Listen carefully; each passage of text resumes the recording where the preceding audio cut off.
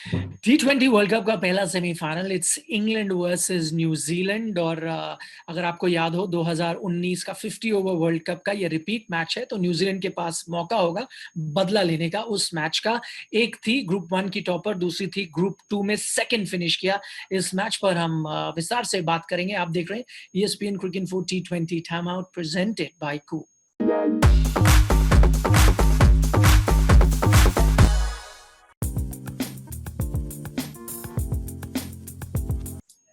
हमारे साथ कार्यक्रम में जुड़ते हैं अजीत अगरकर। अजीत, सबसे पहले तो शुरुआत करते हैं, इंग्लैंड को जो झटका लगा है, जेसन रॉय बाहर हो गए, उनकी जगह कौन आ सकता है? बेस्टो से आप ओपन करा सकते हैं, बिलिंग्स फिर मिडिल ऑर्डर में आ सकते हैं। आई थिंक वो शायद एक स्ट्रेट फॉरवर्ड चेंज है। आई थिंक विंस को ऐड किया है उन्होंने।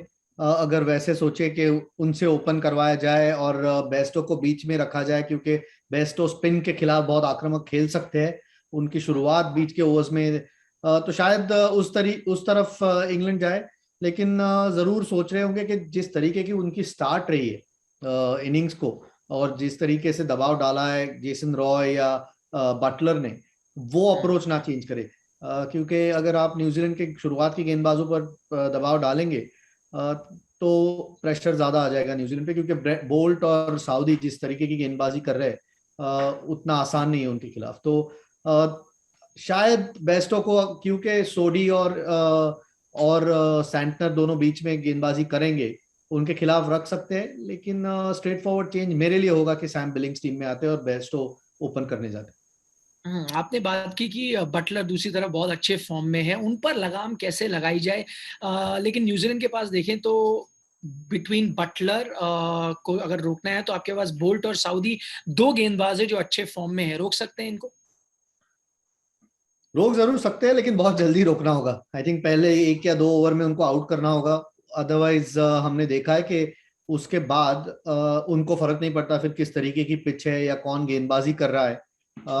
तो आई एम श्योर न्यूजीलैंड की प्लानिंग बिल्कुल मेटिकुलस होती है। अब अच्छी रणनीति होती है हमेशा मैच में जाने के लिए, और बटलर के लिए भी उनके प्लान होंगे। उम्मीद करेंगे गेंद थोड़ी सी स्विंग हो। अगर स्विंग होती है तो बोल्ट की गेंद अंदर आती है और साउदी की उनके लिए बाहर जाती है। तो अगर तो वो एक शुरुआत में मौका बन सकता है, और दोनों अच्छे फॉर्म में गेंदबाज। तो कोई भी नया बल्लेबाज होता है उसको शुरुआत ठीक से करनी होती है, और बटलर चाहे कितने भी अच्छे फॉर्म में हो, अगर उनके खिलाफ अच्छी गेंदबाजी शुरू में हुई तो मौका जरूर बन सकता है। लेकिन वो विंडो बहुत कम है उनके खिलाफ इस वक्त जिस तरीके के फॉर्म में है।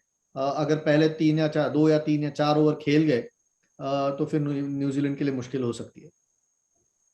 तो अगर बेस्ट ओपन करते हैं तो मैं इंग्लैंड का मिडिल ऑर्डर देख रहा हूँ। क्या आपको लगता है सोडी और सैंटनर, जो दोनों बहुत अच्छे फॉर्म में हैं, उन पर रोक लगा सकते हैं उस मिडिल ऑर्डर पे?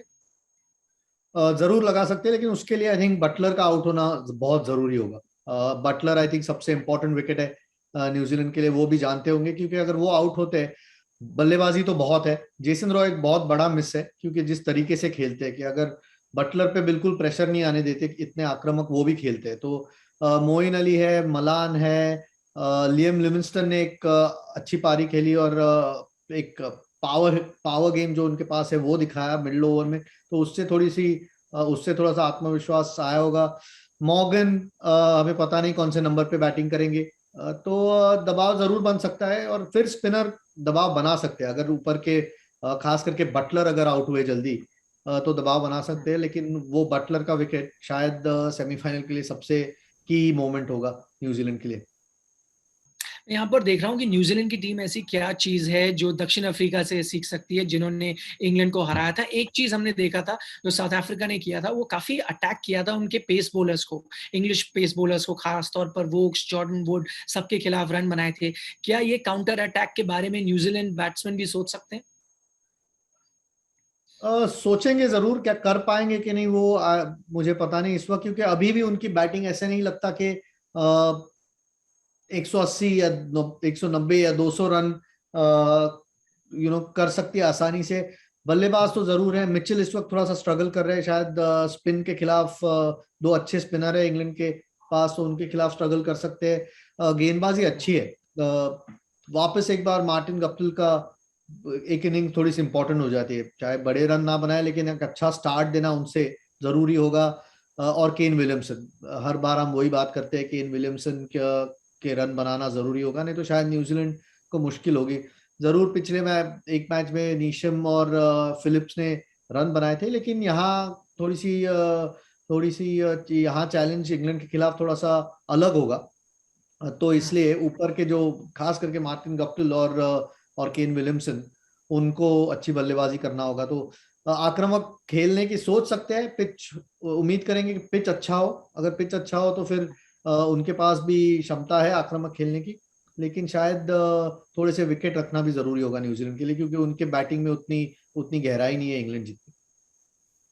आखिरी में जो हमारा पॉइंट है अजीत, हम ये कह रहे हैं कि ये बराबरी का मुकाबला है। आप इस बात से इत्तेफाक रखते हैं? आपको भी कई और लोगों की तरह लगता है नहीं, England go in as the firm favourites? जी हाँ, बिल्कुल, England go in as firm favourites. इसके बावजूद कि जेसन रॉय नहीं है और मिल्स इंजर्ड हो गए, जो लेफ्ट आर्म विकल्प था उनके पास, और एक इम्पोर्टेंट विकल्प था। लेकिन मार्क वुड अब मैच खेल चुके हैं, एक थोड़ा सा कॉन्फिडेंस आया होगा इंजरी के बाद, तेज गेंदबाजी करते हैं और विकेट टेकिंग गेंदबाज है। तो और स्पिन गेंदबाज इस वक्त इंग्लैंड के बहुत अच्छा कर रहे हैं। बल्लेबाजी में गहराई है, तो क्रिस वोक्स तक उनकी बल्लेबाजी है, तो 7 8 9 नंबर तक प्लेयर्स बैटिंग कर सकते हैं। तो इसमें तो कोई दोहराया नहीं कि इंग्लैंड क्लियर फेवरेट्स है। लेकिन हमने देखा है न्यूजीलैंड को कौन फेवरेट्स है उससे कोई फर्क नहीं पड़ता।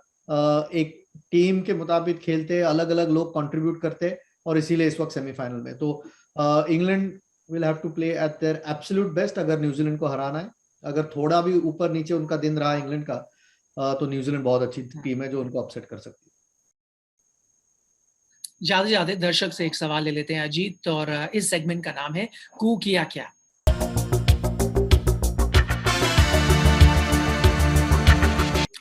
सवाल आया है अजीत कानू पाधी से, जो ये कह रहे हैं कि माउथ वाटरिंग मुकाबला तो है, लेकिन आपको क्या लगता है दोनों टीमों में से कौन सा वो खिलाड़ी हो सकता है जो इस मैच पर इम्पैक्ट छोड़ जाएगा? आई थिंक सिंपल सा आंसर है। आई थिंक मैं दो खिलाड़ियों के नाम लूंगा। अगर अगर न्यूजीलैंड को जीतना है तो शायद केन विलियमसन इंपॉर्टेंट हो जाते हैं उनके लिए। मे भी उतने आक्रामक खेलते नहीं है, लेकिन प्रेशर गेम में उनकी इनिंग्स का महत्व और भी बढ़ जाता है, क्योंकि शायद तेजी से जरूर खेलते हैं मे भी और इंग्लैंड के लिए, लेकिन सबसे इंपॉर्टेंट प्लेयर दोनों साइड्स के लिए जॉस बटलर है। अगर जॉस बटलर रन बनाते हैं तो इंग्लैंड शायद एक बड़ा स्कोर कर पाएगी, पहले पहले बल्लेबाजी करती है तो, या चेज आराम से कर पाएगी। अगर वो आउट होते हैं तो न्यूजीलैंड ज्यादा कंफर्टेबल फील करेगी। तो आप देख रहे थे ESPN Cricinfo T20 time out presented by Koo.